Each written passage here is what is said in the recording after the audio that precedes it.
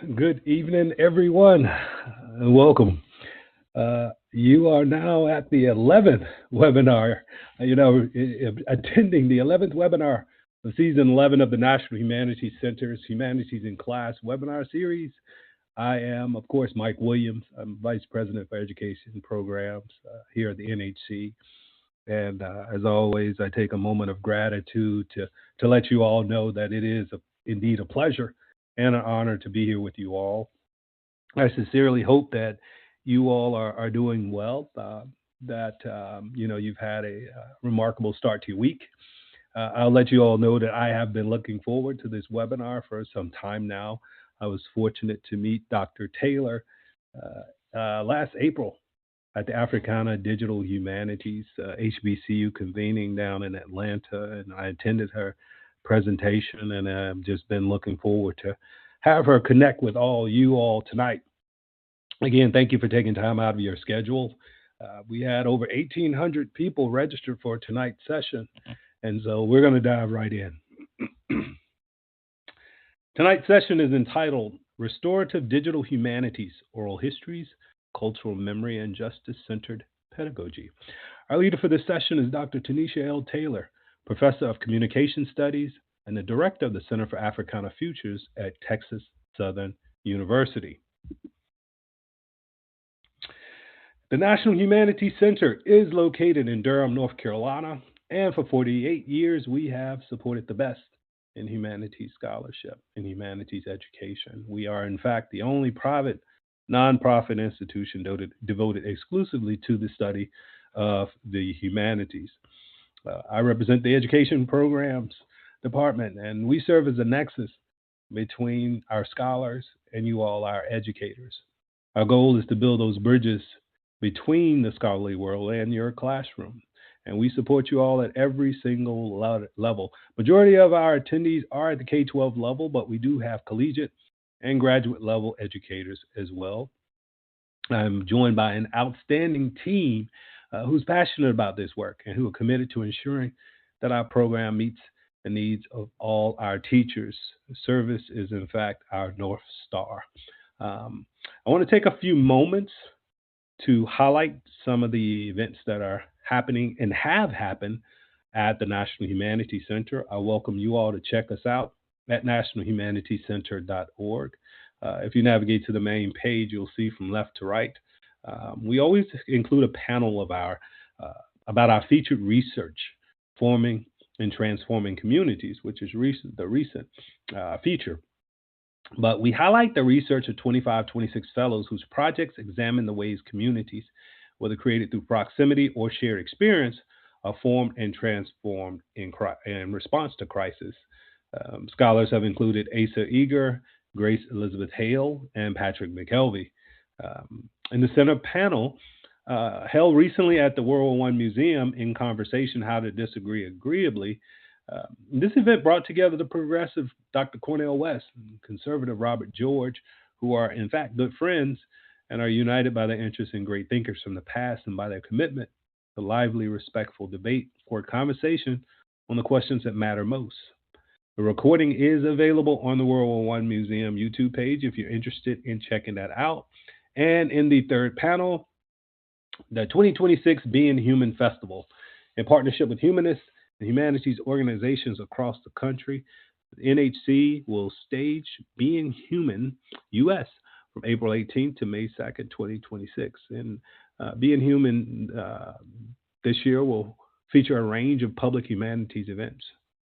This initiative will support the development of programming for diverse, non-academic audiences across geographic regions and subject areas. I am uber excited to announce registration is open for the 2026 Teaching African American Studies Institute. This year's theme is Teaching the Digital Diaspora, which will be hosted on the historic campus of Prairie View A&M University, which is just west of Houston, Texas. I'll be joined by a select group of passionate interdisciplinary educators from all over the country from June 15th through June 20th. And in fact, that will coincide with the Juneteenth celebration. And our goal is to actually take our teachers and our educators down to Galveston, Texas during that week. By teaching the digital diaspora, we'll move beyond traditional resources to explore how digital humanities can illuminate the complexities of the African diaspora. Participants will work with scholars to understand how these tools reveal hidden histories of resistance, self determination, and artistic contribution across vast geographies and time periods. We will accept applications until March 30th. So if you're interested in applying, please do so. All of the work that I'm describing to you is informed by a strong and talented teacher advisory council. Every year I look forward to working with our TAC. There are educators all over the country who give us feedback and consult with us on various projects. On average, we have about 16 to 17 states represented by our council. This year's council began their service year in August, and that work will continue through July 31st of next year. But this year's council includes teachers who have experience with various areas of our programming. Many of them are webinar attendees. Some have actually been online course participants and former institute participants as well.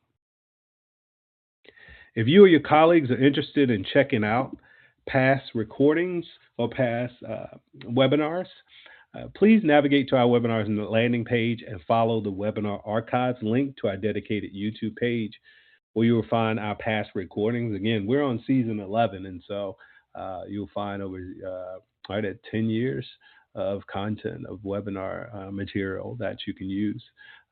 Please note that viewings, however, of past recordings are not eligible for CEU and or professional development hours. So please be sure to be mindful of that. And Hassan, I see your question in the chat as to whether international attendees or teachers can participate. Yes. In fact, we've had participants from South America, and also we had a participant from the UK who joined us one year as well. So just to respond to that quick question in the chat. Tonight's webinar is, as a matter of housekeeping, tonight's webinar is audio and PowerPoint based, so you'll not see our speaker directly, but you will be able to interact with both of us through the chat box. There are two primary chat boxes. One is the audience chat, where you all are doing a good job of interacting among each other right now. And the other is the Q&A chat. That's designated for our speaker. So throughout the evening, if you have a question that comes up, please enter it in the Q&A, and time permitting, we will bring your question to Dr. Taylor's attention. Okay?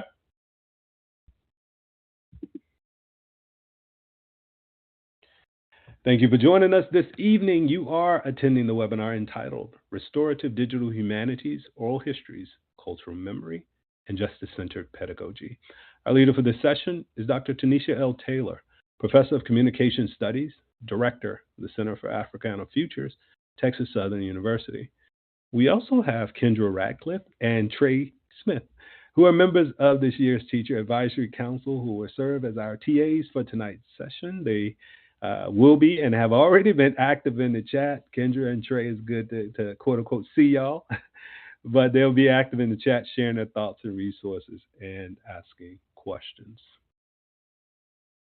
Toniesha L. Taylor is a professor of communication in the Communication Studies Department in the School of Communication at Texas Southern University and director of the Center for Africana Futures. Dr. Taylor's research agenda focuses on the intersections of race, digital media, and higher education, with particular attention to Black womanist perspectives, digital activism, and justice-centered pedagogy. Her work examines how digital platforms shape racial discourse, campus climate, and community-engaged scholarship, as well as the cultural and political implications of digital communication in African-American communities. Her recent scholarship centers on womanist rhetoric as method and theory, practical social justice pedagogy, and digital humanities approaches to activist recovery and cultural memory. Her publications include Black Parade, Marching Toward a Future of Resistance and Renewal in Texas Education and Communication and Democracy, as well as World Making or World Breaking, a Black womanist perspective on social media crisis in higher education. And signifying shade as we hashtag race together, drinking our hashtag new Starbucks drink, white privilege, Americana, extra whip. Dr. Taylor was a core collaborator on DEF CON, Mellon Foundation funded digital humanities initiative focused on increasing collaboration and inclusion of scholars of color, which successfully concluded in 2025. Excuse me. She is the founding director of the Center for Africana Futures and an affiliate of the Center for Critical Race and Digital Studies at New York University, as well as a national teaching partner for the Colored Conventions Project. Her scholarly and public facing work also extends into documentary production. Dr. Taylor served as consulting producer on The Inquisitor, a feature length documentary biography directed by Angela Lynn Tucker that examines the life, legacy, and political impact of Barbara Jordan with particular attention to her intellectual rigor, moral clarity, and enduring influence on democratic discourse and civic leadership. Dr. Taylor is the immediate past book review editor of the Quarterly Journal of Speech and an active member of the National Communication Association and Western States Communication Association. She is also a member of Alpha Kappa Alpha Sorority Incorporated, shout out to the D9 members, and a life member of the California State University San Marcos Alumni Association. Dr. Taylor, it is indeed an honor to have you with us this evening. We look forward to your chat. Again, I've been looking forward to it since we sat down and chatted in Atlanta last year. So thank you so much for joining us. Thank you so much. I'm so excited to be here. Mm-hmm. Hello, everyone. It is such a wonderful opportunity to be here this evening. I'm going to go ahead and dive right in. I will keep an eye on the Q&A, and I know that Mike and the TAs will also help so that I don't miss any questions as we go through. I do want to say quickly that The Inquisitor, which is a documentary film about Barbara Jordan, will air on PBS nationwide on February 23rd. So you can check that out. And I will have a short thing about that in this presentation. It'll be one of the examples. So I hope you'll take a moment to watch that. This is usually where I do my shameless self-promotion, but since Mike already did it, I'm going to skip it. So let's start and dive right in with why this conversation is important and why it's important to have this conversation now.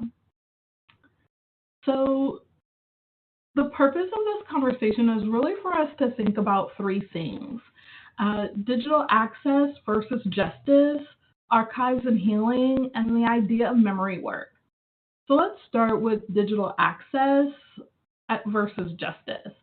So it's important for us to understand that digital access doesn't equal justice. Just because you can scan something and put it up on the internet or make it publicly available doesn't mean that social justice has occurred. Technology alone doesn't create equity or repair harm. We need to do this work with intention, but really with collaboration with the communities that the archive belongs to. For centuries, really, things have been taken away from communities and put in archives or museums or libraries without any consideration for the people that the content belongs to. And so what I really want us to think about is the kind of work that we can do in our classrooms that, yes, does help teach our students about their cultures and their histories, but also make sure to empower them to understand that those cultures and those histories belong to them, that they're not just things that are happening to them, but they're things that they own and that belong to them. In that regard, we want to look at how archives can also aid in healing, but again, are not necessarily healing just by their existence. that the understanding that preservation is essential, but not that it necessarily restores communities, but that it does go a long way to help. This is really important when we're looking at how and when various communities are silent in an archive, which is different than being silenced in an archive, right? So there are some particularly indigenous native communities that actually keep certain aspects of their culture out of archive because that's how they preserve that culture internally for themselves and for the members of their community. And they don't actually want that work archived for just anyone to see or hear. That's just being silent in the archive, right? Because those folks are making choices, and often those choices are, in fact, about healing that particular community. Versus being silenced in an archive, which means and is more about how cultural groups can be erased out of space. So thinking specifically about African American or particularly Mexican American communities, which have been erased out of certain archives and treated as if they didn't exist at all, when in fact they may have been very active participants in particular kinds of cultural moments or cultural spaces. The way that this can really be important and work is when we're looking at memory work and how classrooms can be sites where we share stories and really honor particular kinds of historical moments, but also even what some historians call near history. So these are things that are contemporary that have happened in the last 25 years or less, versus sort of distant or far history, so things that have happened in the last 100 years. So a lot of this work can also be about doing that memory work with your students that helps them to be able to articulate their stories and what their place is in history and where they understand themselves.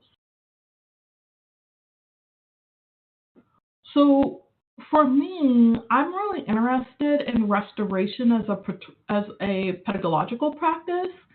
And so what that means to me is that digital humanities can function as that restorative practice when it's grounded in this idea of oral history, cultural memory, and justice-centered pedagogy.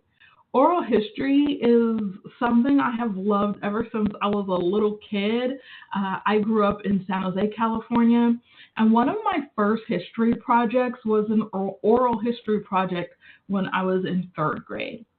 And it asked that you go and ask the oldest person in your family to tell them a story about what it was like when they were your age.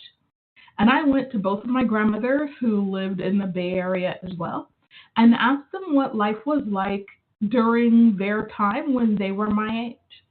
And it was one of those absolutely sort of foundational family moments for me where I really got to see my grandmothers not as grandmothers, but as children, and understand kind of how they became who they were and who I knew them to be.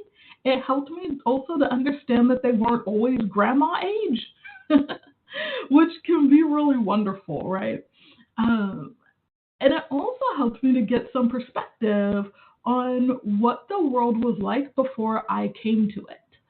So oral histories, I think, are wonderful because they provide not just a cultural memory, but they provide an opportunity for listening and an opportunity for understanding more about how family functions, how culture functions.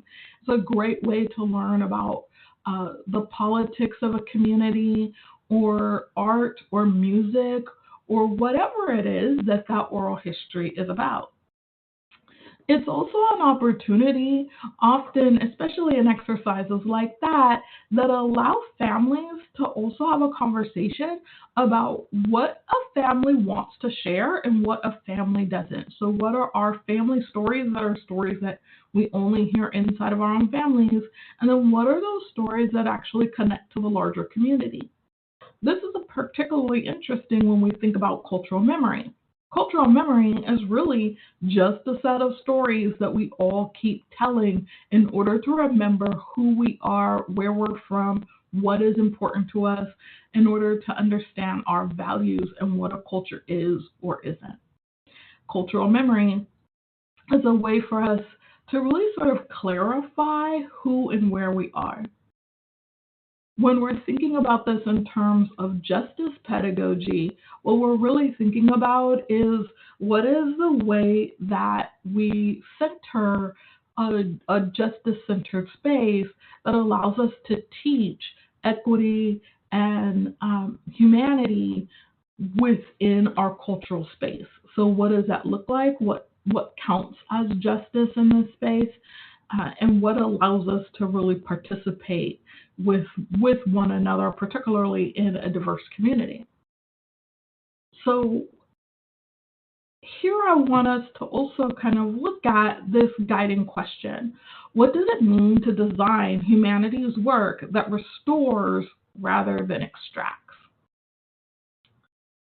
So I'm going to give you a moment to think about that. I encourage you to take a piece of paper, write that down, write down a quick thought around that. Drop your answer in the Q&A or in the chat. I'll try to catch them as they go by. This chat's moving quick. You guys are on it. I love that.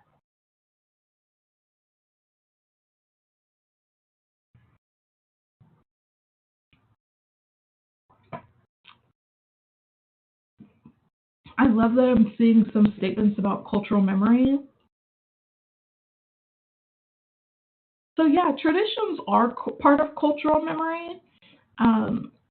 Cultural memory is also about remembering where sort of cultures exist or where they don't.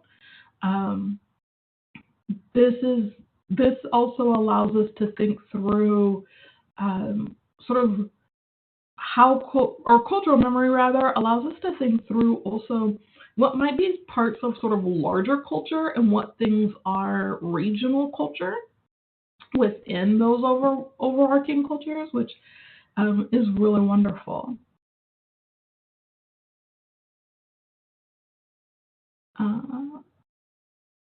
Okay, so I'm seeing that there is a little bit of a delay, so I'm going to give y'all a moment.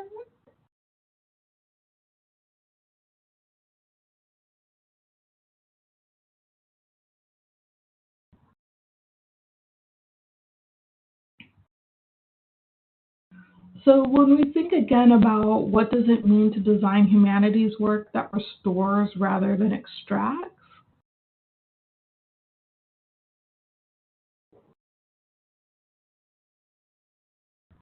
yeah, I see somebody said something about making sure to really treat stories and narratives with respect,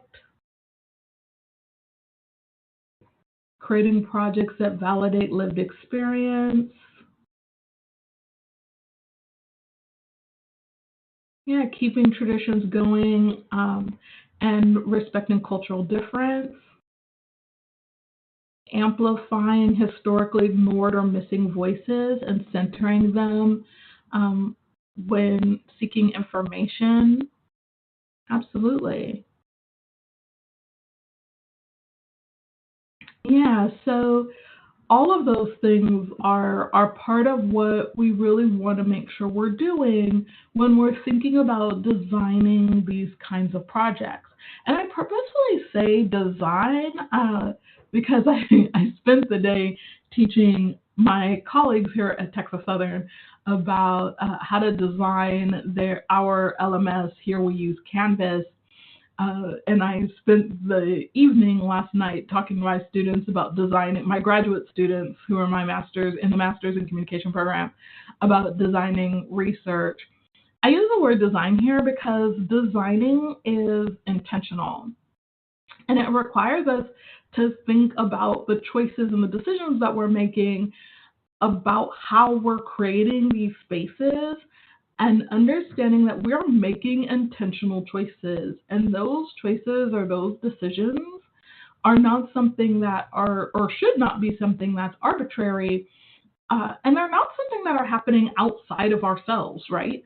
We're making those choices within who we are and who we understand ourselves to be, within the cultures that we are in. And so that means sometimes that when somebody brings to our attention a gap that we have, it's not necessarily a critique on us as a person, but rather an opportunity for us to say, okay, what did I do in my design that made this person feel left out when that wasn't what I intended, right? So it gives us an opportunity to really think about how those things function if we start with the idea that research is design. So let's move on. So our next conversation is what restorative means and what it doesn't. So for me, this is about reclaiming narrative authority. Restorative work should always be about narrative agency. And this, again, goes to not just the narrative agency that you have as a teacher or professor or instructor, but the narrative agency that our students have in the way that they tell their stories, right? This means that what we want our students to do and to be able to create is a space where they can own the story that is told by them, not just the story that's told about them. That's really important because for me, I look at digital humanities as a way for students to be able to engage, particularly in archive, whether that archive has included them in the past or not. It's a way for them to be able to be part of that space and really be able to own those spaces in ways that might not have been intended in the past, right? And so this is something that allows them to be an active part of really creating a space that is restorative, that restorative space is happening with and because of them and for them. The other thing that sort of restorative practice for me is about ethical listening. And this is about, again, framing the narrative in such a way where everyone has a responsibility to the hearing of the narrative, not just the creation of the narrative. So that means that everyone should be actively listening and ethically listening. And ethical listening is about understanding if I'm a member of this community, going back and making sure I ask others in my community, is this narrative, is this image, is this video something that we want out and told, or is this something that's really just for us, right? Is this something that we only talk about amongst members of this community because this community has a set of lived experiences that makes this thing make sense? But if you're outside of the community, even if you're trying to be an ethical listener, you're missing so many cultural spots or so many cultural key knowledge pieces that you can't really hear what's being said, right?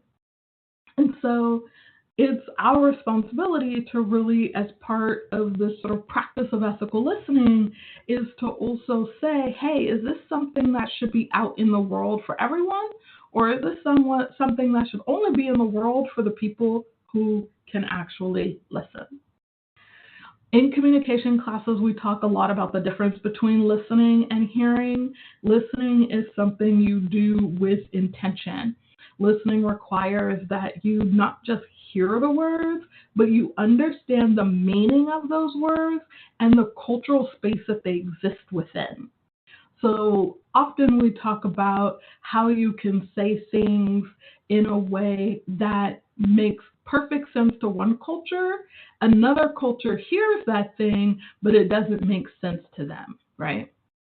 So I often, when I talk about this, I talk a lot about Black women's speech. So there are ways that Black women can greet each other. And, you might say, hey, girl, and that's going to mean something different to another Black woman than it's going to mean to another woman generally, or just another person, right? But we can hear that greeting and hear something particular because we hear the sounds. But if you're listening to the greeting as a member of the culture, you're going to have a whole different narrative that you're able to attach to that statement. And that statement, hey girl, can be a question, it could be an answer, it could be a full sentence, it could be a paragraph, but it's only 2 words. So when we're thinking about ethical listening, those are the kinds of things we're thinking about, right? Yeah, I see somebody say code switching. Absolutely.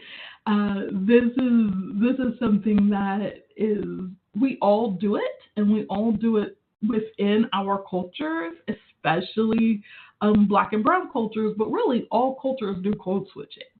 And it just sounds different if you're a member of the community.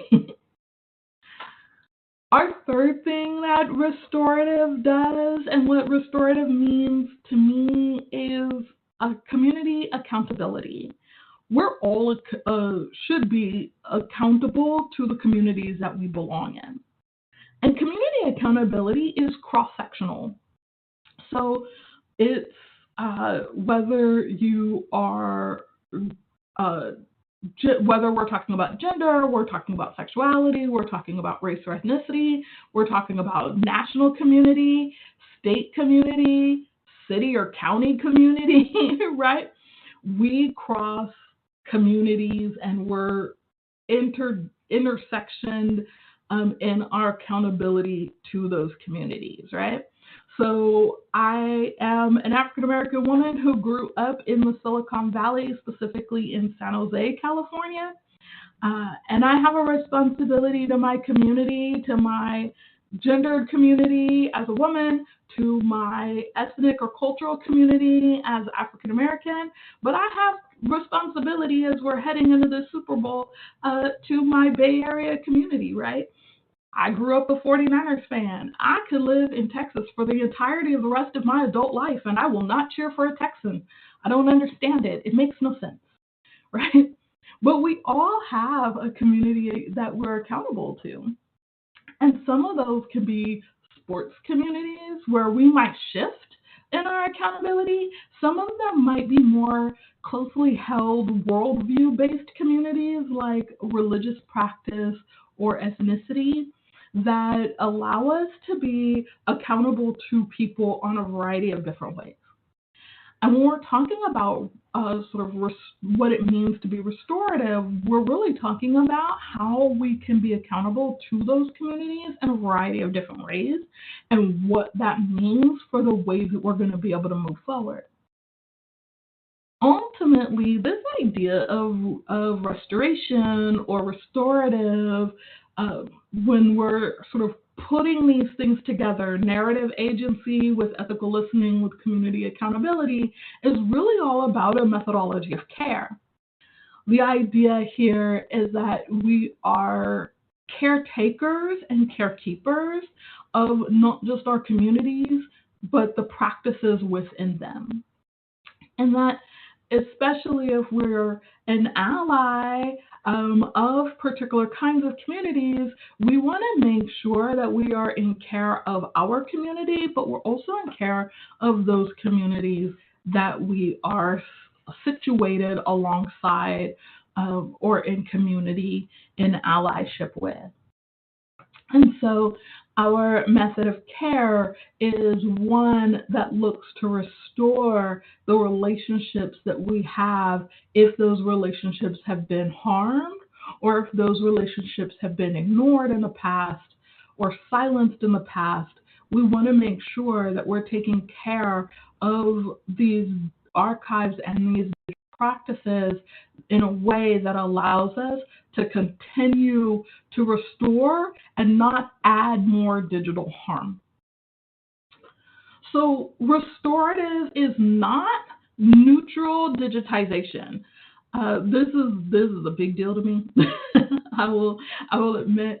Often we see folks who will, especially at universities, I hate to admit it, somebody gets a whole group of money and they're like, oh, we're just going to digitize everything without any care or consideration for what is being digitized or what kind of digital harm could come from just haphazardly digitizing your life away, right? Just digitizing it because it's there or because you can look at your archive and say, well, we have all of these white guys that we've digitized and we've never digitized any of the work of these Black and brown women scholars, and you just sort of go in there and digitize everything without any concern for the fact that what you're digitizing might still be under protective status because it's the personal letters or the personal diaries of someone, right? Those are the kinds of things where you have to look at what's happening, right? This also goes to this idea of trauma consumption. Several years ago, there were a number of, especially on the East Coast, universities who digitized a bunch of their records in relationship to the university holding enslaved persons.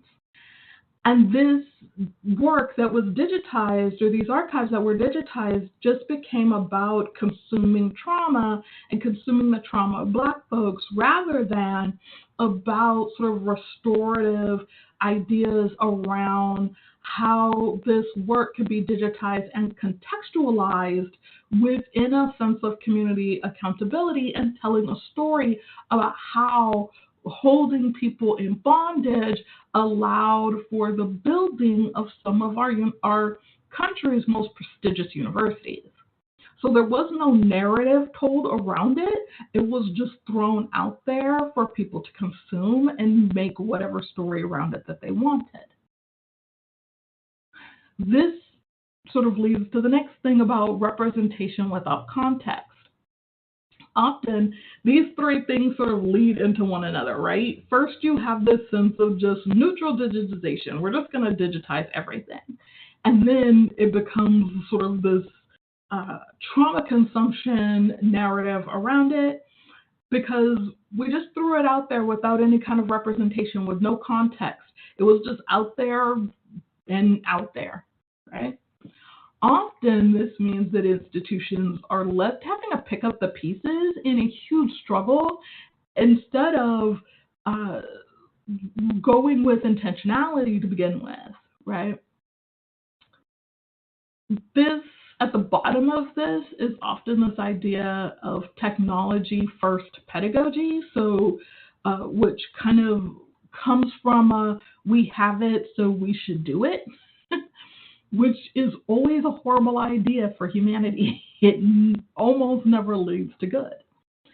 So when we're thinking about restoration, this isn't about just digitizing everything that we have because we have it, or about just throwing it out there, without context. I think we can probably think of something that's happening in the news right now where we see the sort of all of these things, right, happening in one moment where things were just digitized and thrown out there, and then the trauma becomes consumed by everyone else. There is little to no representational context around what is being produced or what is out there. And so people's private information is being put out there in ways that just add to the digital trauma, but add to the human trauma and human cost, right? And so want to make sure that when we're creating these projects, we're not doing those things, right? Let's see. Uh-oh. I feel like we lost a word in my slide. Oh no. So behind that, oral history as rhetorical practice says method, not just material. um, so oral history as rhetorical practice, I want to stop here and say all of my degrees are in communication. You heard in my bio that I am a life member of the Cal State San Marcos Alumni Association. I earned my undergraduate degree there. I earned my master's at San Jose State. My parents went to San Jose State, so I'm a proud Spartan, second generation Spartan. And then I went on because 2 communication degrees are not enough, and I got a 3rd communication degree at Bowling Green State University in Ohio. I went back to California and taught because, y'all, it snows in Ohio. I don't know if y'all are familiar with that, especially my friends who are in Los Angeles. I gleefully moved back to California and moved to Los Angeles, actually Long Beach, and taught at Loyola Marymount University for a few years, worked in Orange County as well. And all of my degrees in communication all focus on rhetoric. And so this is where I talk about oral history as rhetorical practice, because I really see that oral history allows us to collect stories and narratives that are grounded within personal experiences. But those personal experiences are not necessarily singular or existing without cultural or social context, right? So going back to that oral history project I did in 3rd grade, my grandmothers are from 2 different southern states, and they were about 8 years apart in age. They both moved from where they were to California during World War II. And so they, in taking their oral histories and asking them about what their life was like when they were sort of the age of a 3rd grader, I was able to figure out that there were some similarities in what it meant to be a Black girl in the South, in the American South, during a particular time frame, right?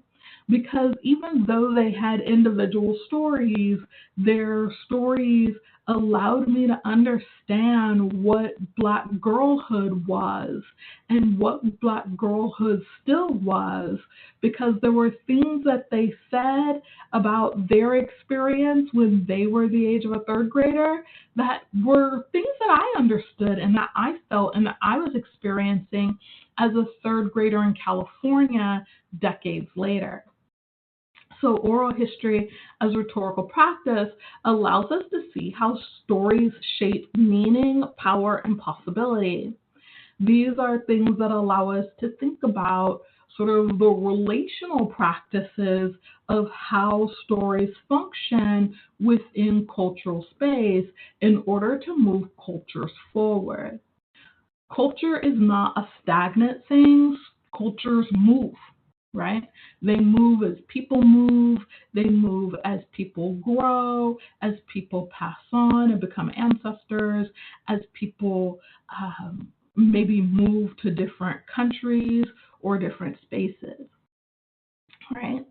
An oral history really allows us to take a systematic look and a systematic approach to understanding how stories shape cultural groups and how stories shape people, right? Yeah, beach over snow a million times, 100% agree. Again, I'm still traumatized, and I haven't lived in Ohio in almost 20 years. So when we're looking at sort of listening as a scholarly method, this is again about how we understand rhetorical choices, but also how we understand our responsibility for care. So this is about deep listening as rigorous intellectual work, going back to what I said previously about this idea of ethical listening. What we're really emphasizing here, again, is what is our responsibility as listeners to the story that we're being trusted with and we're being told, right?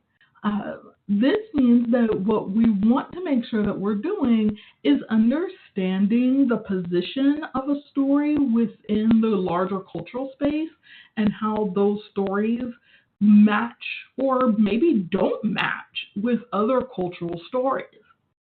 This allows us to ask other questions, right? Is there something about the way my grandmother's experienced girlhood that was different from the way that my friends in third grade and their grandmothers experienced girlhood? Is there something different that my friends who asked their grandfathers versus their grandmothers? Or are there differences in the stories in the way that people learned things if they were of Japanese descent and their families had been in California during World War II versus the story I got from my family, right? And then what is my responsibility as someone who's listening to those stories, right? And what does that look like? I really want to stress here that the idea of listening as a scholarly method, as an ethical listening, isn't something that we teach adults. It's something that we teach children, right? So you can start to learn how to do this as a very young person, right? This is something that my nephews are learning to do as first graders, right? And being able to think critically and with respect about the stories that they're being told and the information that people are giving them, especially when we're looking at oral history practices, because we want our young people to learn how to do this in a way that allows them to see their relationship within larger communities and, again, intersected with other communities, and to be able to do that with respect and see that we all have a value and a place within a community.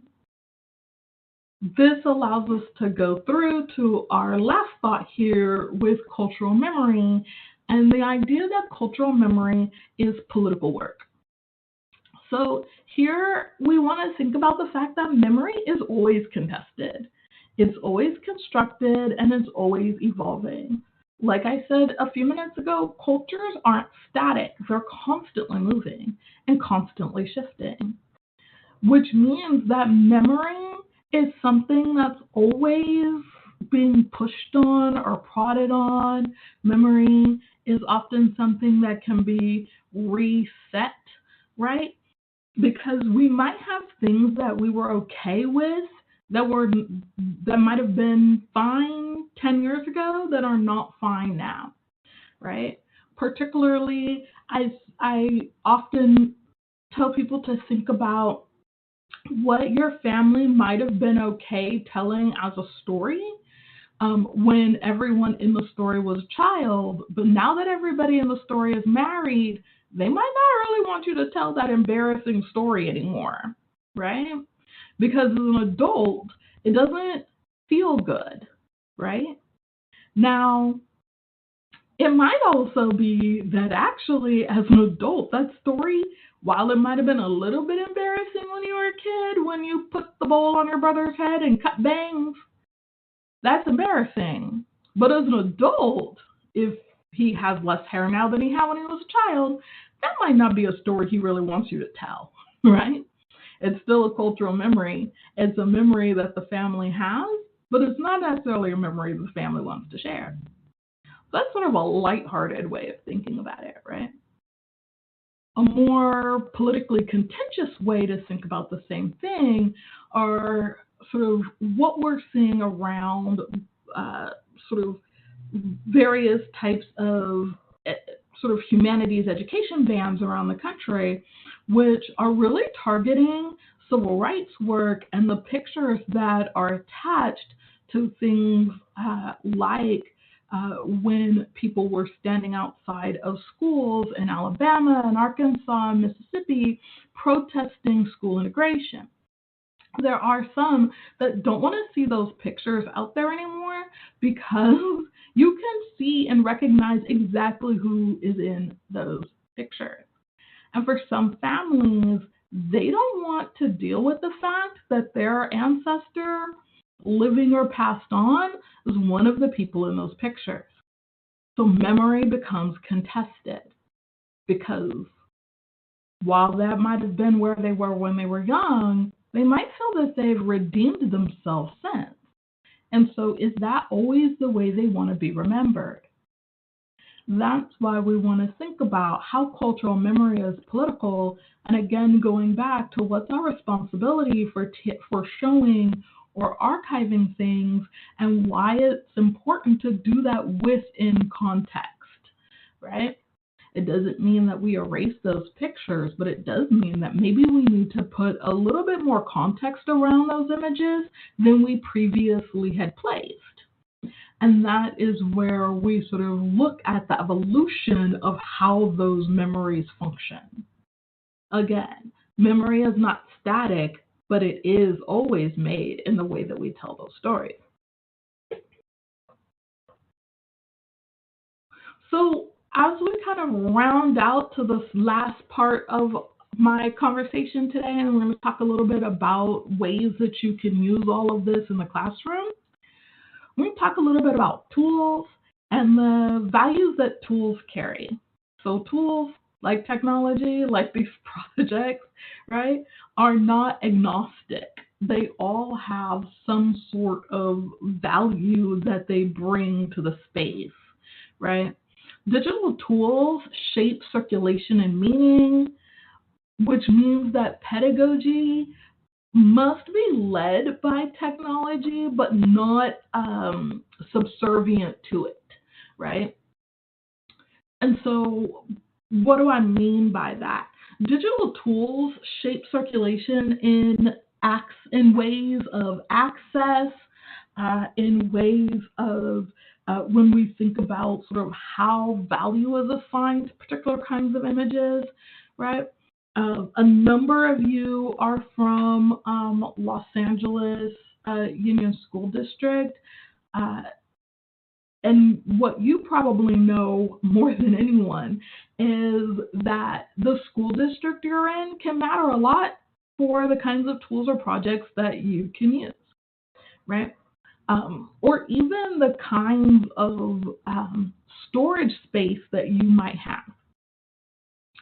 More than that, when we're looking at sort of what our students have access to, right, there can be a lot of wild difference in one class, much less an entire school district, where you may have some students that will have all the latest technology, all the latest tools, and unlimited access to the internet at home and at school, where you may have other students in the same class that have very limited technological access, where they may not have internet at home, they may have limited technological access, and so the types of digital tools that they have access to 100%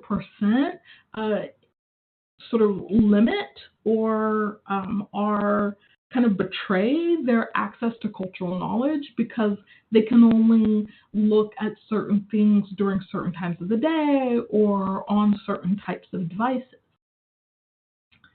And it also might mean that the way that they engage a digital project is going to be very limited because it's limited by those tools. And again, on a larger scale, the tools that communities have access to can shape the way that a community decides to circulate information or circulate meaning.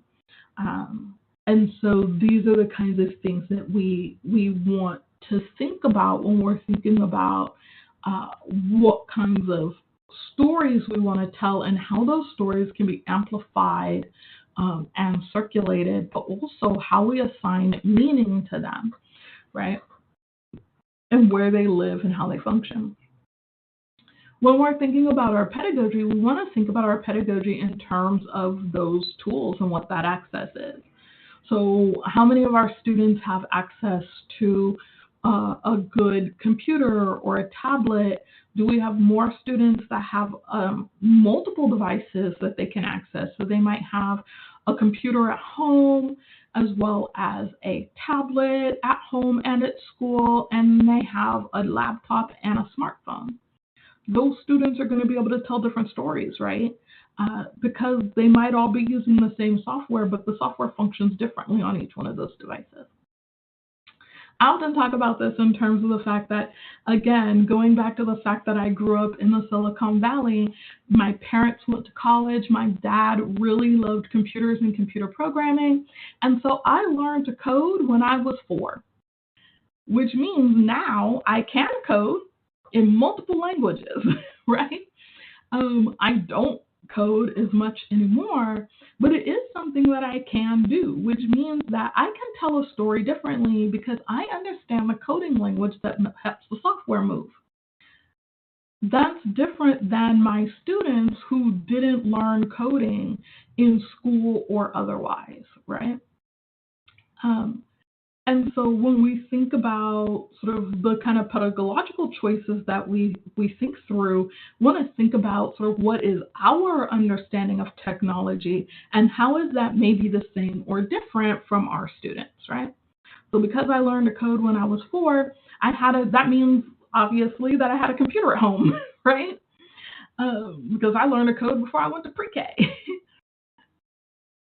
But and for those of us, and this is going to let you know exactly how old I am, right? I had a See and Spell at home, which is basically a Gen X version of a LeapPad.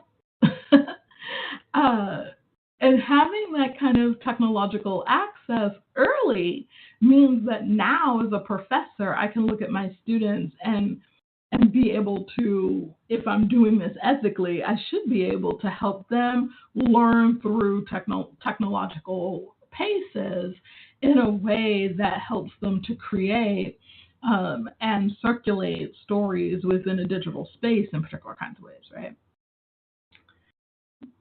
And that kind of leads to the last point here when we're talking about sort of how tools carry value is the ethics of our design choices. If we're holding restoration as part of our North Star, then we need to think ethically about how we design our projects using digital tools to tell these kinds of stories, right? So that we are able to look at how technology has been used, especially for those of us who are coming from marginalized communities, which I don't love that concept. Really, I prefer co-cultural communities, right? So if you're Black, brown, queer, woman, right, that we're coming from co-cultural communities that have not always been in the center of a cultural space, but we have a way to make ethical choices about how we want to define ourselves, our students, and our culture in a way that allows us to create space where there might not have been any before. So we want to think about how digital tools shape how stories circulate and what they mean. Ethics is always at the center of our design choice because we want to make sure, again, that we're not replicating in digital spaces the kinds of harm that may have come to our communities in previous moments, right? By creating digital harm where there wasn't any before, right? So these are the kinds of things we really want to focus on. So let's talk a little bit before we end out this evening on some design logics for the classroom. So when we're looking at community oral history, this is a consent-centered approach where students become ethical listeners and are telling stories with consent of their community so that they are, again, being responsive and responsible for the narratives that they're telling and retelling.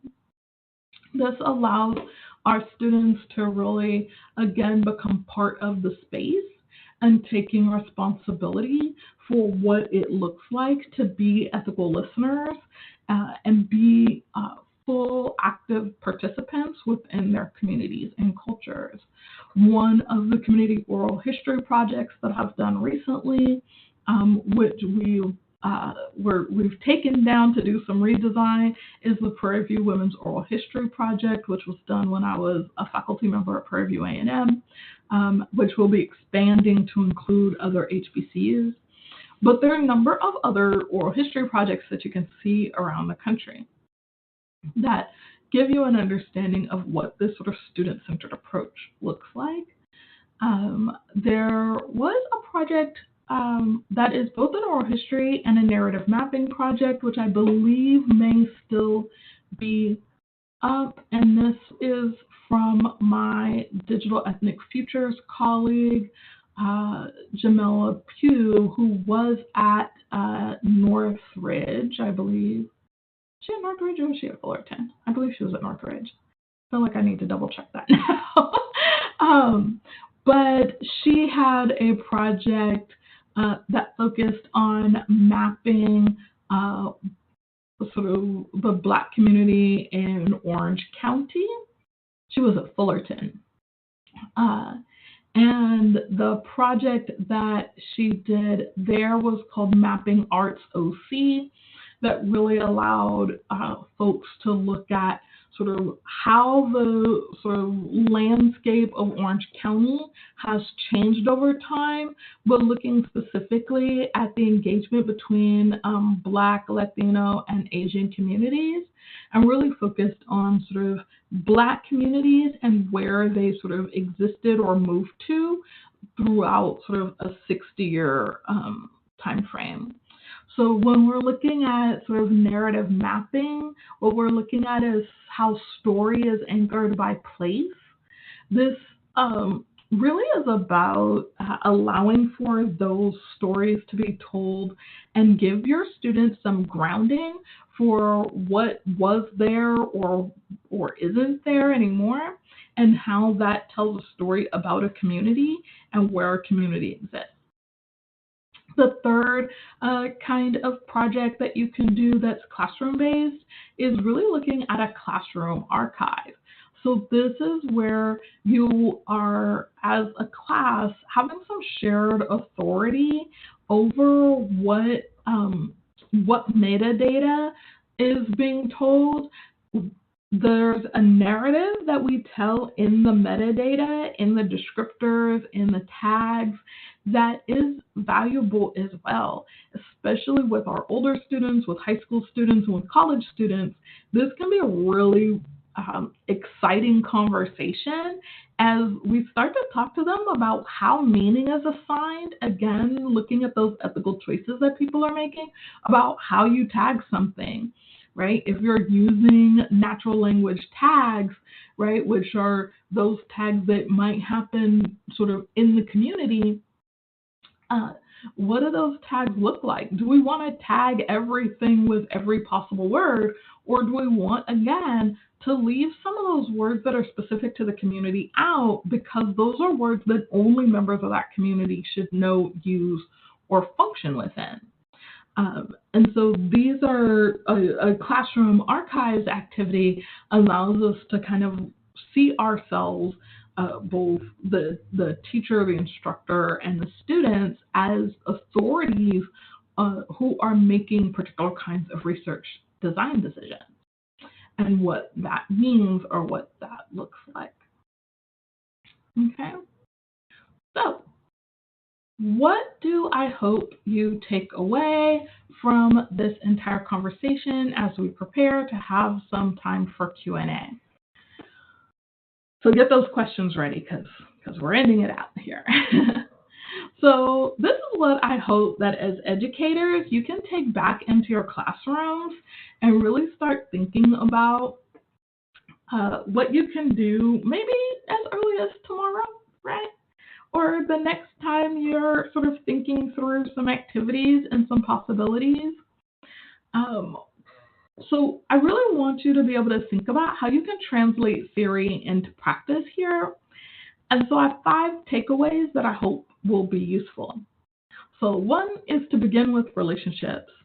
Trusting connection precede all kinds of work, but especially work that we want to be restorative and meaningful.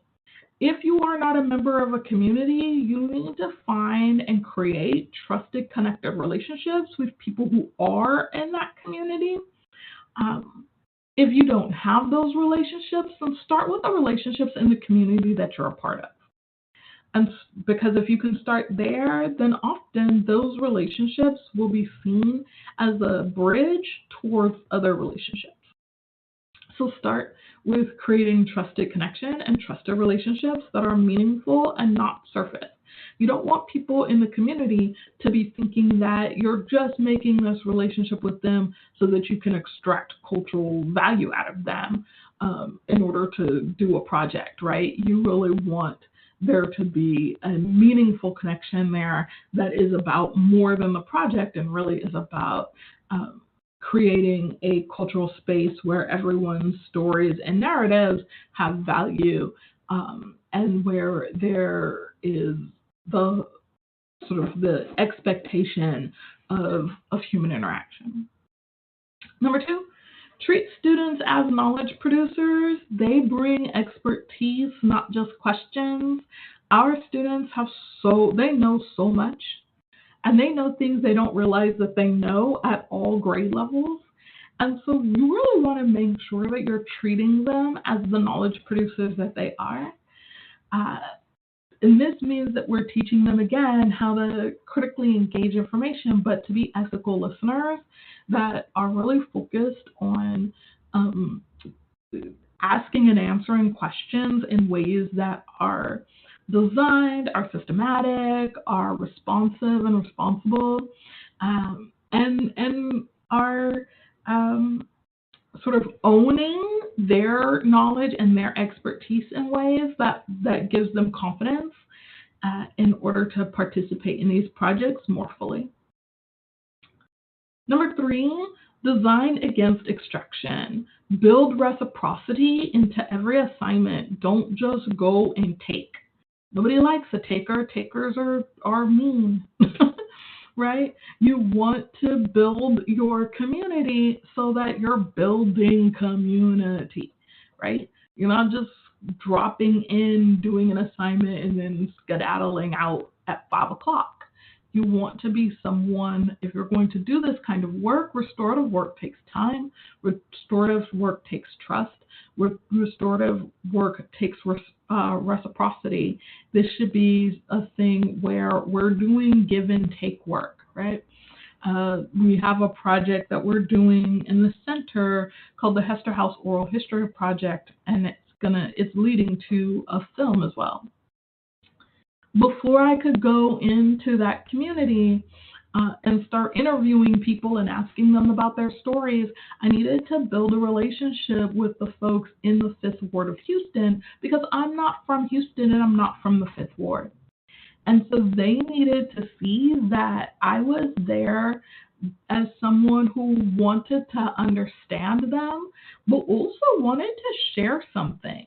I wanted to share something of my students and their knowledge as knowledge producers. I wanted to bring a relationship to the university, and I wanted to really see a move back and forth of information and cultural space. So consequently, it means that people have called me and asked for things, but I've also called people and asked them for things, because we have a place of reciprocity where we both respect each other and what we're able to bring to this space.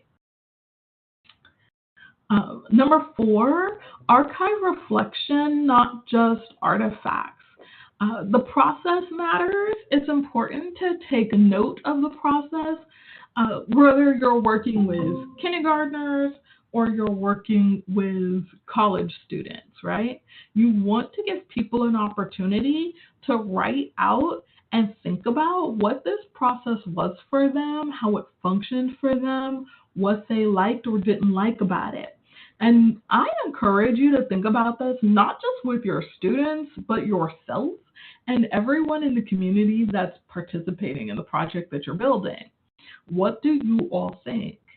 And archive that and hold that as part of the archive, because that also provides context to the project that you built, especially because the project, if the goal of the project is restorative, having alongside that narrative map an archive of reflection essays about what it was like to create the map can provide additional context to it.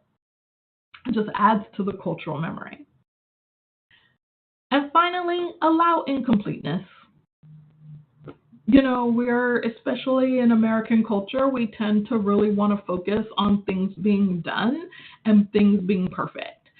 Sometimes things aren't done and they're almost never perfect, right? And not everything needs to be finished in one semester or one go. Again, cultures aren't static.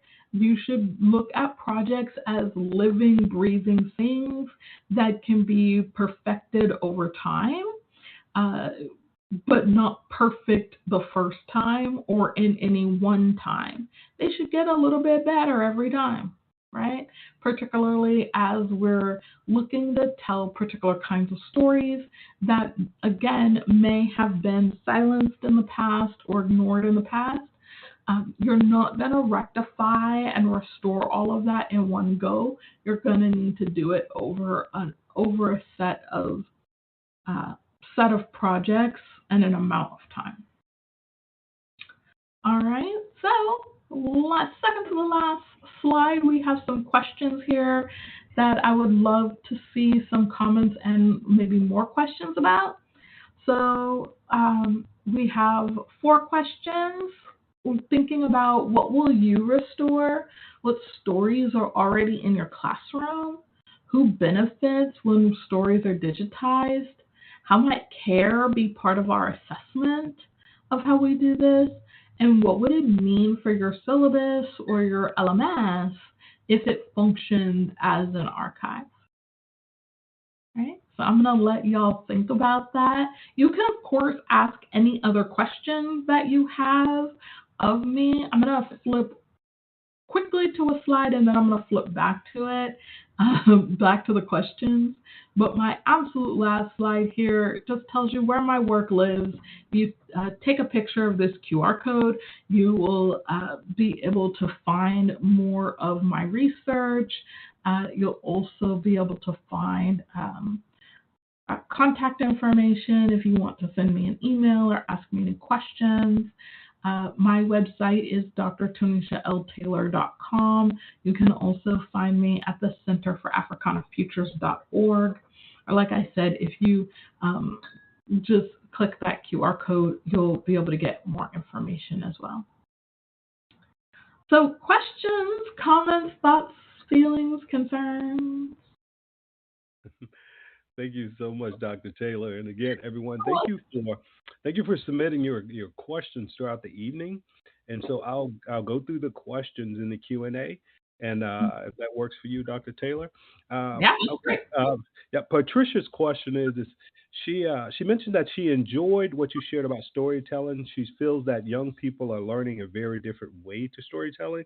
How do you think we can teach our young people to embrace the use of fast storytelling to be more intentional about storytelling with a more communal purpose?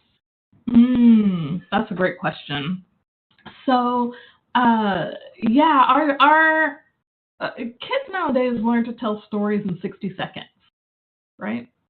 But they don't. I often find that with my students, if they learn to tell stories for TikTok, they don't know or understand why certain stories land and why others don't. I always tell my students that there are only 3 reasons humans communicate. Regardless of what the communication is, we only do it for 3 reasons. We do it to inform, we do it to persuade, or we do it to entertain.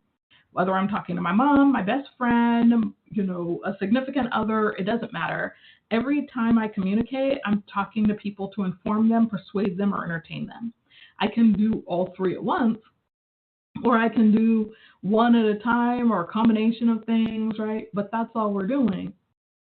If we understand that, then we can create a story for a 60-second moment that lands every time. Except that that's actually not how human relationships are built. We don't build our relationships in 60 seconds, right? We build our relationships over time. And so the thing that we want to get our students to understand is that you want to slow down and tell your stories over time, because that's how you build relationship, right? Your best friend didn't become your best friend in, 20 seconds and then stay there for 40 years on 20-second or 60-second increments, right? They stayed there as your best friend for 20 years because of the hours, days, months, years of time that you spent together, that you shared information with each other, that you persuaded each other to do things, right? That you entertained each other. And so that's, I think what we need to do is be able to teach our students and talk to our students about the value that comes from sharing stories and creating community. I hope that helps.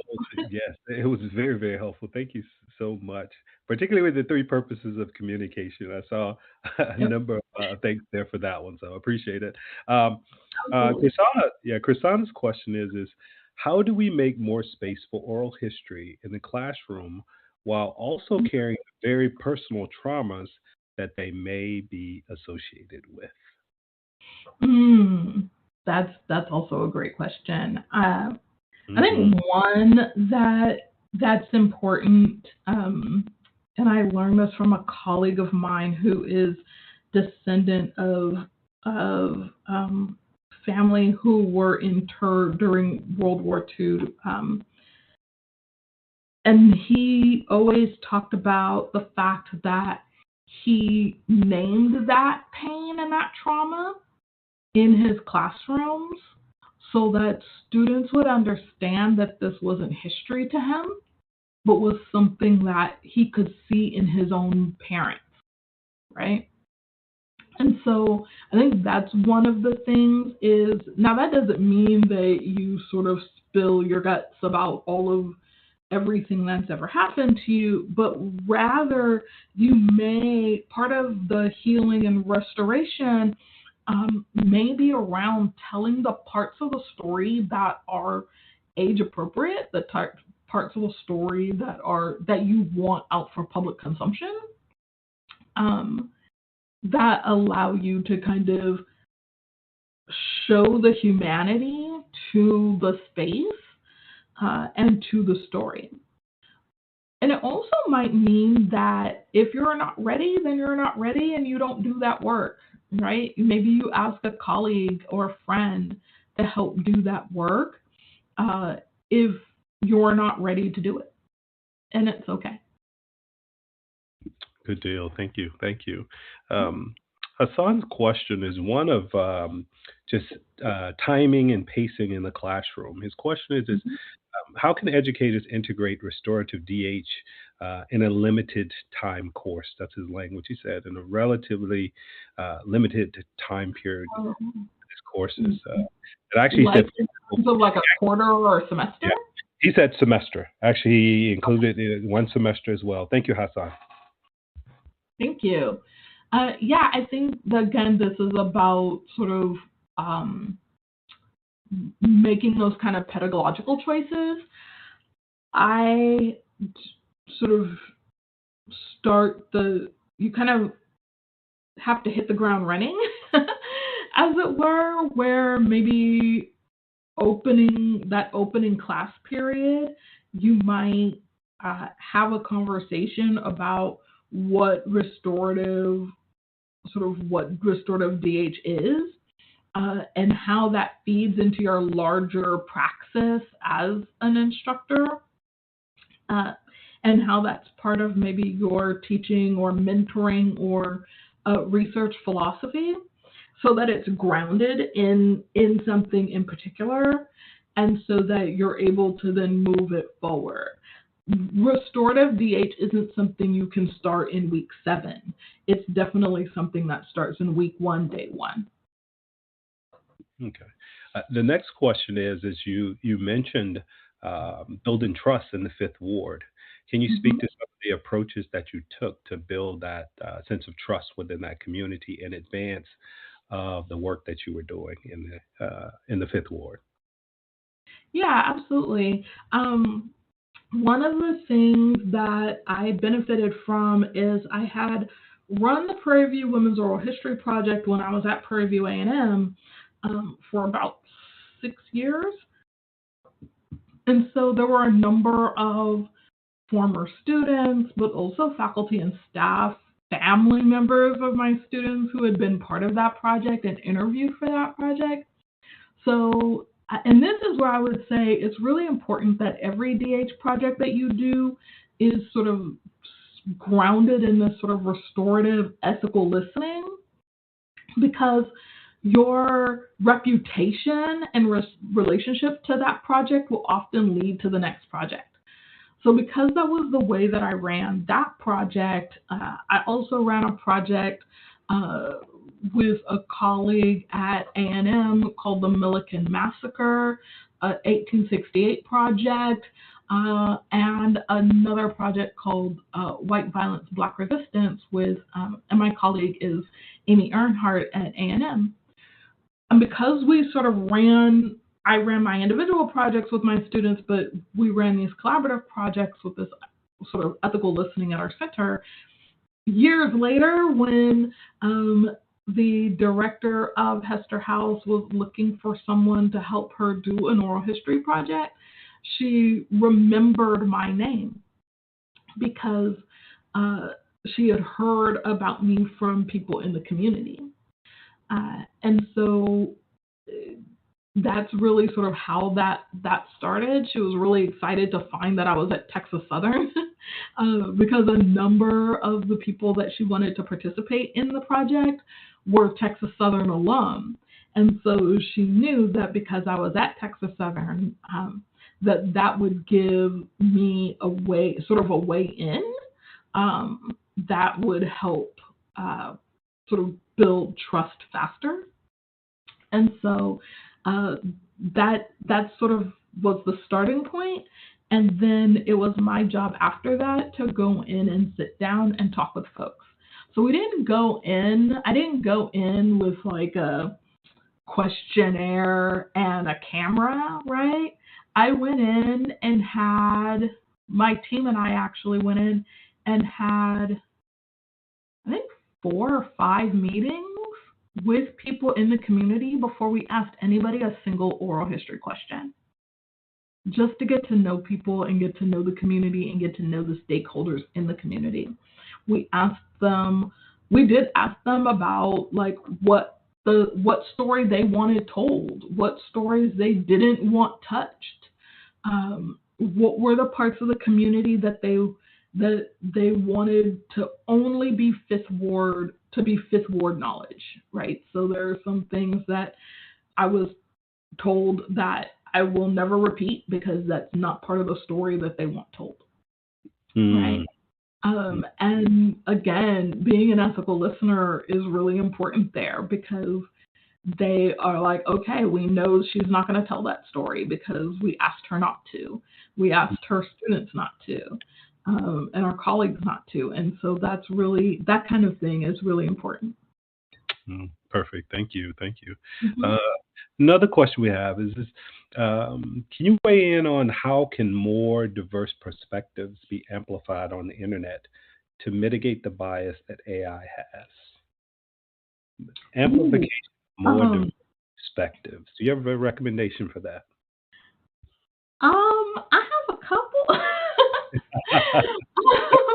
I'm going to start by saying that's a whole different talk, y'all. And one that I really enjoyed giving called Algorithms and the Ancestors that I gave in Houston last fall. So, listen, algorithms are... I'm going to actually say it like this. So, in my essay, Signifying Shade, I quote a scholar whose face I can see and name is like clicking right out of my mind. I quoted her in Algorithms and the Ancestors too. Lord, this is embarrassing. For those of you who have not yet turned 50, I highly recommend it. It's lovely, but take your vitamins, man. It's all good. It's all good. Take your vitamins before you get here. That's my advice, because your brain otherwise will betray you in really exciting public moments. Oh, good Lord, what is her name? Okay, so I do remember the quote. So the quote is, bots do not signify. And so I use that to talk about sort of algorithms. Algorithms do not think. Generative AI generates based on what it's given. It doesn't go out and select things. It doesn't choose, right? We choose as people. So the way that we can sort of mitigate things is by making particular kinds of choices about what we ingest as individuals, and sort of what we're looking for. One of the things I talk to my students about is, if your algorithm is giving you heavily one-sided information, go out and start liking new things, right? Diversify what it is that you like, because then the algorithm will give you more diversity if what you like is diversity. If you don't like, it won't give you what you don't like, right?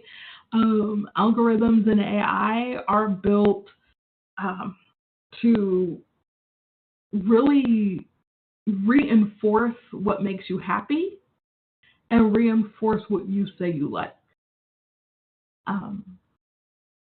So if you don't like diversity, if you don't sort of respond favorably to diverse content, then it won't give you that content. You'll notice that your content becomes very specified and very, very niche, and it does get smaller over time.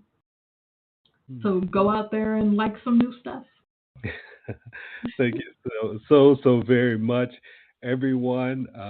We're getting close to our time. I am going to drop a link to the Inquisitor in the chat. And again, Dr. Taylor, can you tell us when is that premiere? When that's going to premiere? Yeah, so the Inquisitor is going to premiere February 23rd. Okay. It is a PBS documentary. That documentary is about 60 minutes. If you're in the Houston area, you will have opportunities to see the feature-length film version, which is about 98 minutes. And I certainly encourage you there. It'll also be airing in some other places. The feature-length film version it was screened for the first time at Tribeca this past summer. And I know it's being shown at a number of film festivals around the country as well. So there's that. I'm really excited about this film for a number of reasons, one of which is it's my first time writing a PBS discussion guide.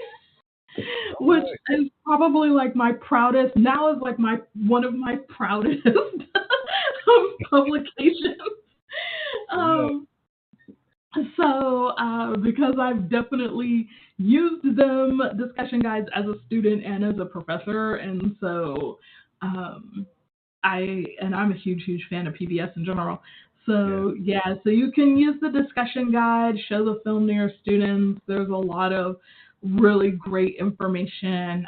If you don't know who Barbara Jordan is, or you can't, or the only thing you remember or know about her is that she was part of Watergate, this documentary really gives you a fuller understanding of who she was as a person.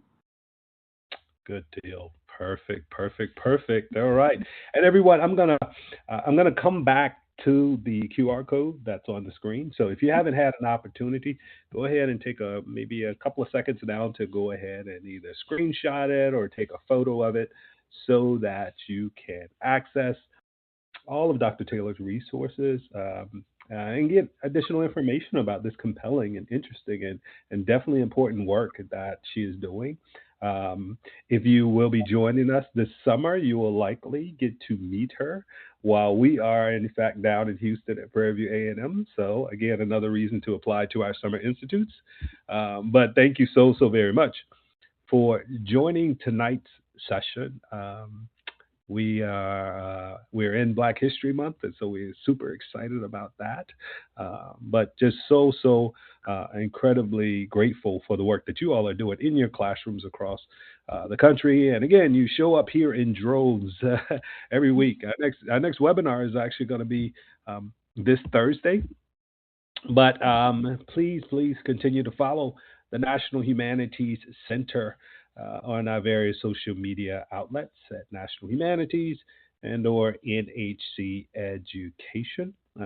Again, to stay up on all the things that are happening again, or you can just go to our landing page at nationalhumanities.center.org.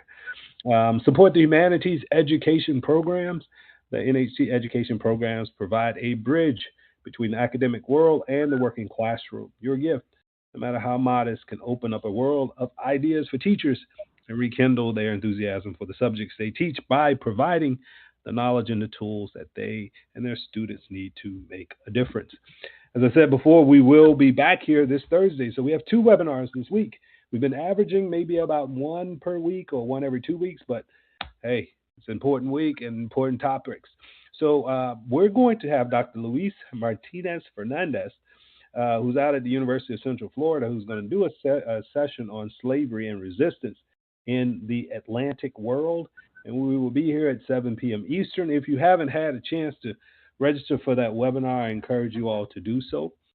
And again, as I said earlier, I'm going to go back to Dr. Taylor's QR code. I'm going to leave that up there as we exit. And again, thank you for your expressions of gratitude in the audience chat right now.